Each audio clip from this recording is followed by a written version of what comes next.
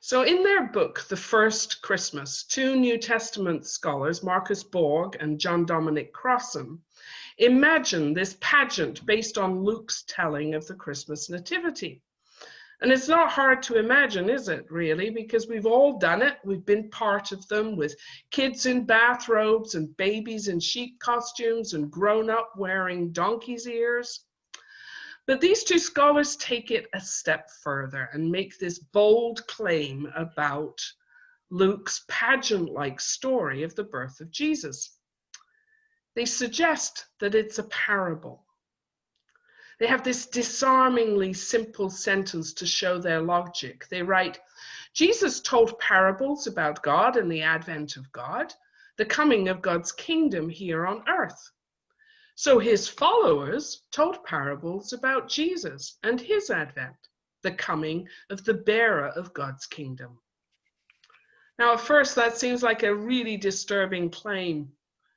Does it suggest that this so familiar events, the Annunciation, the travel to Bethlehem, the inn, the stable, the shepherds, the angels, may not actually be verifiable facts?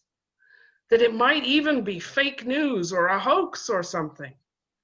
Well, hold on and listen to these people tell you what they've discovered about parables.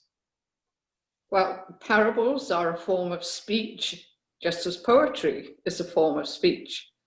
Parables are short stories, they are narratives, and the master of parables was Jesus, and it was his most distinctive form of teaching. In all the parables that Jesus told, something happens. A woman searches high and low for a coin. An outsider, a foreigner, is the one who truly embodies what it means to be a neighbor when he helps the person attacked on a journey. A farmer scatters seed. Some is eaten by birds, some falls on rocky ground, some withers, and some grows to bear fruit. Parables take ordinary events that could happen anytime to anybody, and they make meaning with them.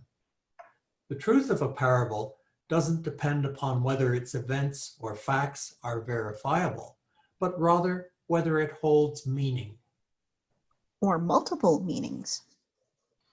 But we've learned by this ancient Midrashic practice of turning a text that the parables Jesus told are in fact full of many possible meanings.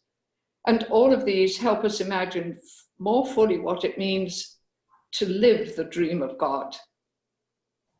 So when we read Luke's pageant of the birth of Jesus as a parable, a narrative retelling designed to say way more than just a chronicle of facts, we discover it is chock full of parabolic meaning, and every word counts. It was important to Luke that Jesus was born in the context of an empire where everyone is counted for tax purposes, but are otherwise so easily displaced from livelihood and security. It's a story that resonates with anyone in every generation and every corner of the world, anyone who feels like a pawn in a dominating system.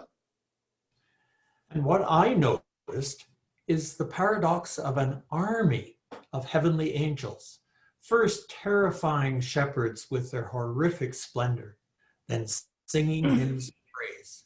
Instead of trying to take it seriously, if it's a parable filled with meaning, then it gives us permission to see the funny side.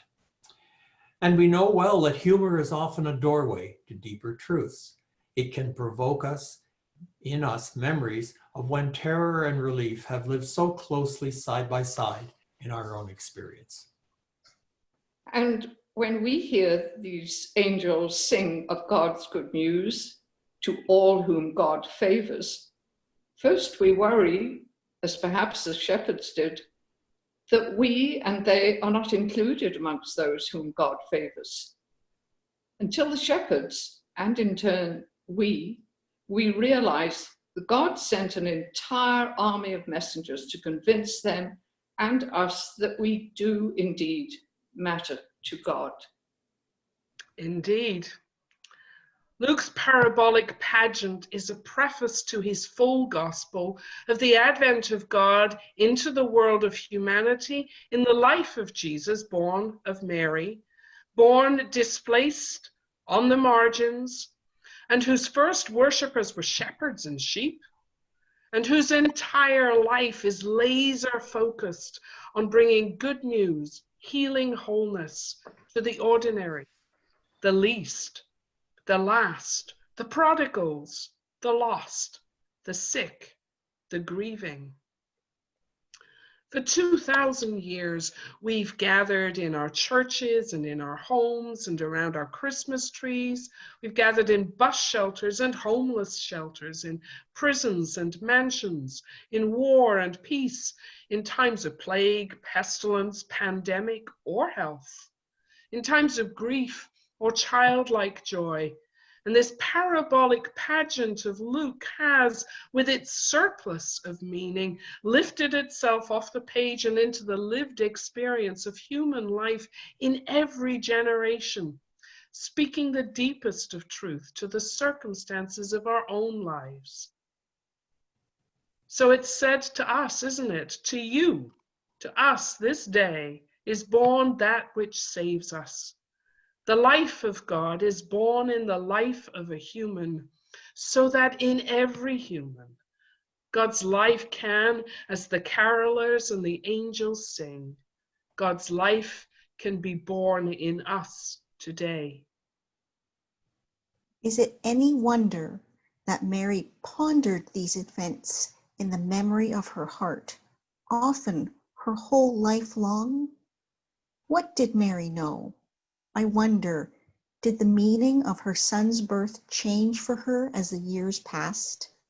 I think Luke ends his nativity parabolic pageant with her pensive silhouette, inviting us to ponder these things in the memory of our hearts.